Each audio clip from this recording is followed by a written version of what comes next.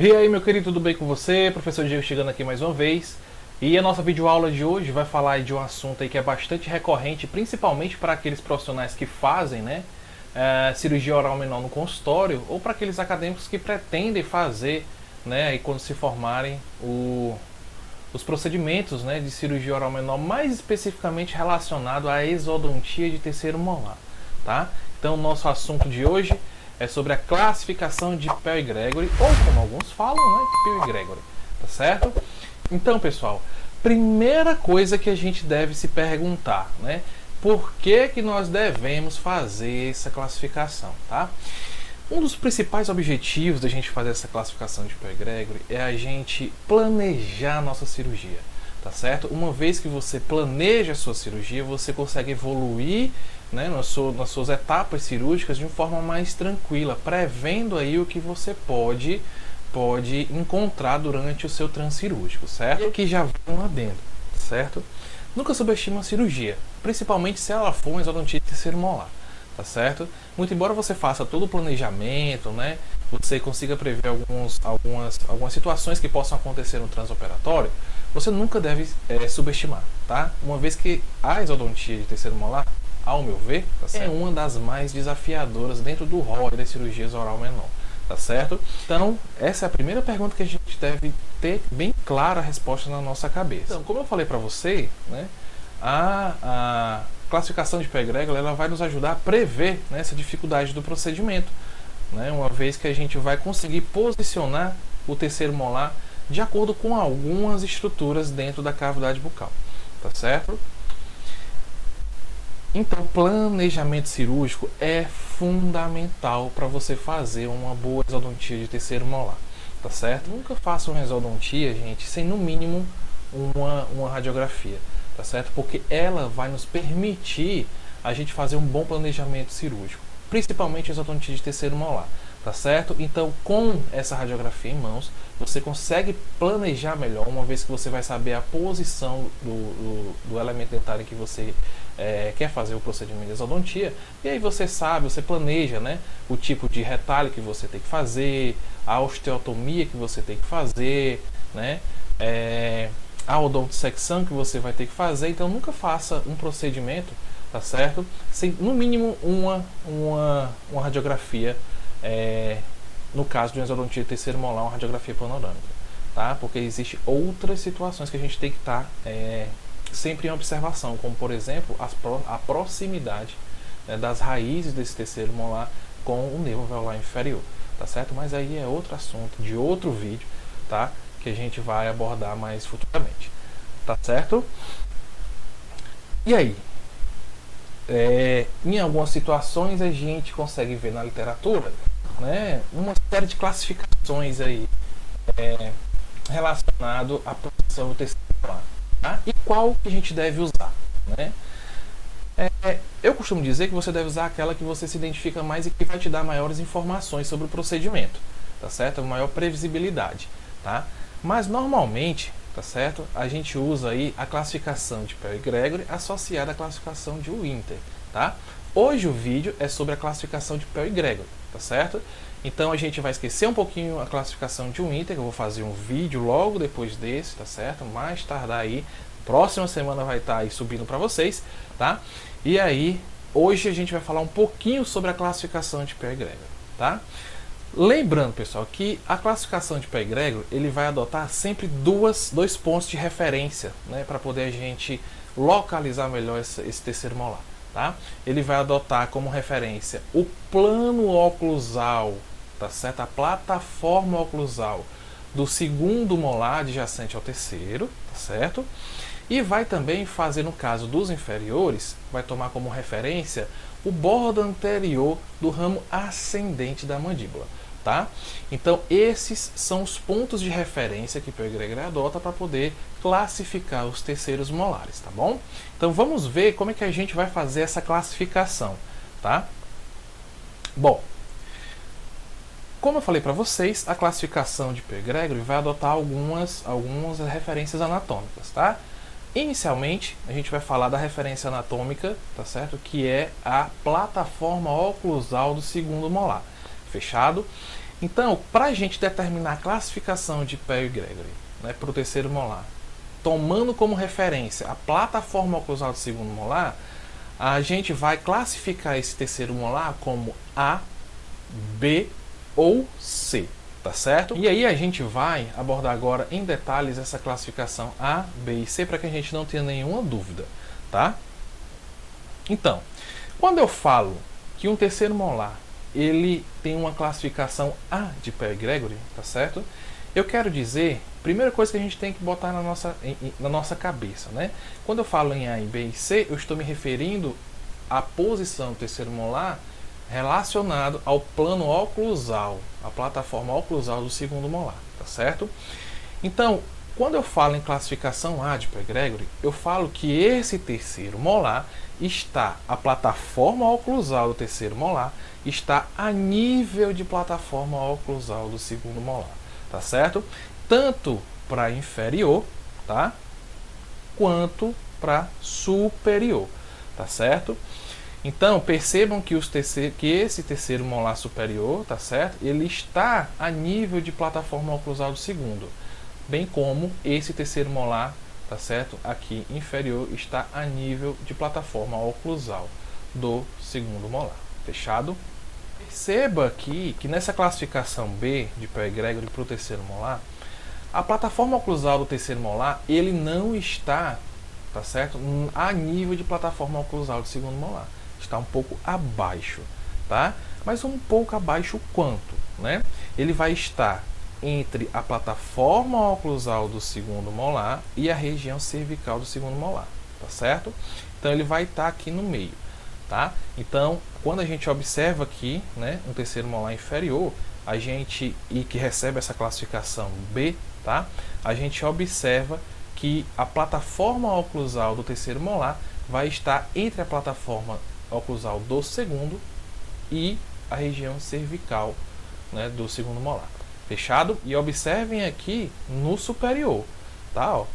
Então, ó, a gente olha aqui a plataforma oclusal do segundo molar e a região cervical do segundo molar. Então ele vai estar entre essas duas porções anatômicas. Fechado? Para a gente não esquecer, tá? E aí vamos para C, né?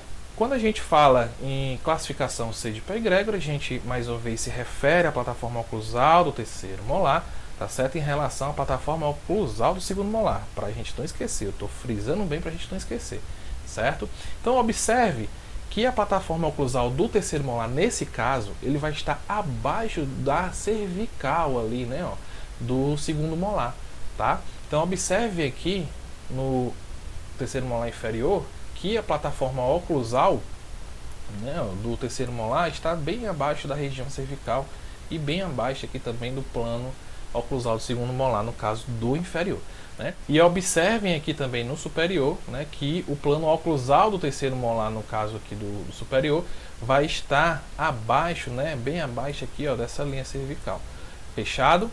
Então essa é a classificação C de Pearl Gregory, tá? A gente vai seguir agora com o posicionamento, tá certo, desse terceiro molar, uma outra estrutura de referência. E qual estrutura é essa? É o bordo anterior do ramo ascendente da mandíbula, tá? Então, além dessa classificação que a gente já viu, o terceiro molar, em especial o inferior, porque a gente está fazendo aí uma análise com o bordo anterior, tá certo, do ramo ascendente da mandíbula, ela vai receber a classificação de 1, 2 e 3. Então observe aqui essas imagens, né, que eu trouxe de forma geral e que a gente vai destrinchar elas um pouco mais, tá bom? Individualmente. Então, a classificação 1 de Pearl Gregory, tá certo?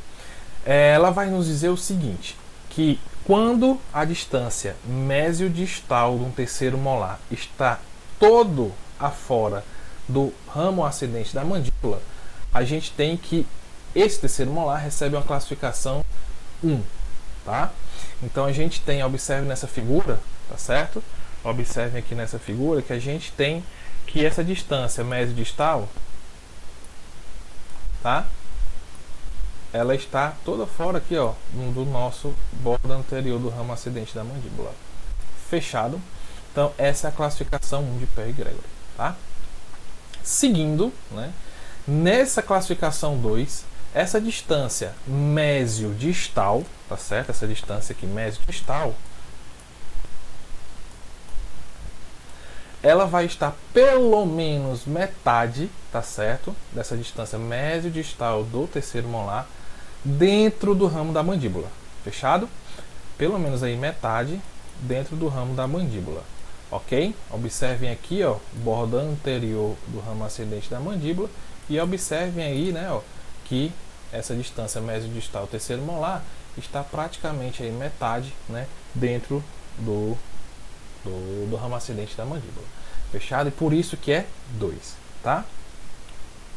E por fim, tá certo? A classificação 3 é quando essa distância mesiodistal do terceiro molar está totalmente encoberta aí pelo ramo da mandíbula, tá certo? Ramo ascendente da mandíbula.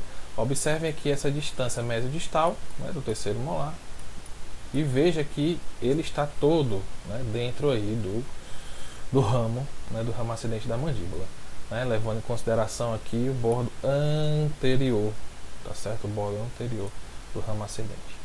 Fechado? Então, Perry Gregory adota aí 2 pontos de referências anatômicas para a gente classificar a posição do nosso terceiro molar, tá?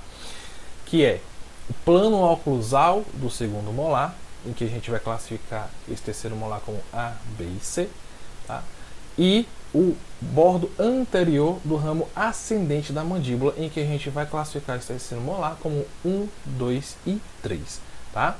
Quando a gente fala de terceiro molar superior, obviamente que a gente só vai classificar ele como A, B e C, porque o único ponto anatômico de referência que a gente tem é a plataforma oclusal do segundo molar, tá? E quando a gente fala em classificação de terceiro molar inferior, a gente tem que fazer a associação dessas duas classificações, uma vez que a classificação que adota aí a referência anatômica do plano oclusal do segundo molar, ela vai se complementar com a classificação que vai adotar aí como referência o bordo anterior do ramo ascendente da mandíbula, ok? Aí, pessoal, você faz aquela pergunta que eu já vi algumas pessoas fazendo, né? Algumas pessoas também já me perguntaram. E vai me fazer esse tipo de pergunta aqui, ó. Qual a ISO mais difícil? Um C ou 3A? Né? Quando a gente fala aí de exodontia de terceiro molar inferior. A classificação por si só, se você for querer dizer que ela vai ser mais difícil do que a outra, tá? Ela não vai trazer tantas informações para você, tá certo? O que você deve se ater é que naquele momento em que você está se dedicando ao procedimento cirúrgico daquele dente, ou que vai se dedicar, no caso, né? Você tem aquela classificação e planeja a sua cirurgia de acordo com o que você veja, tá certo? Por quê? Porque de acordo com o que você vai classificar, você vai planejar o seu tipo de incisão, o seu tipo de osteotomia, tá? A necessidade de odontosecção ou não, tá? E qual a exodontia mais difícil, né? Então você se pergunta assim, poxa, qual é a exodontia mais difícil? É aquela, gente, é aquela que vai fazer de você, tá, executar procedimentos como a odontosecção e a osteotomia.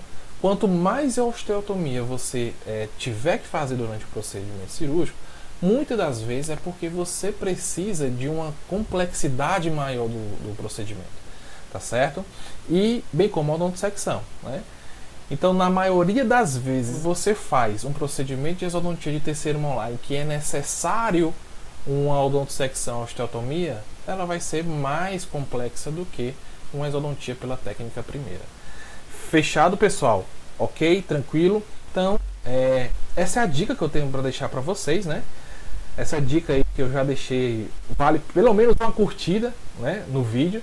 E muitas vezes você consegue esse tipo de informação aí em vários cursos, né? Curso aí de especialização, aperfeiçoamento, enfim. Então, não se esquece aí de curtir o vídeo, tá certo? Se você gostou. Se você não gostou, também dá um like também, não tem problema nenhum, tá certo?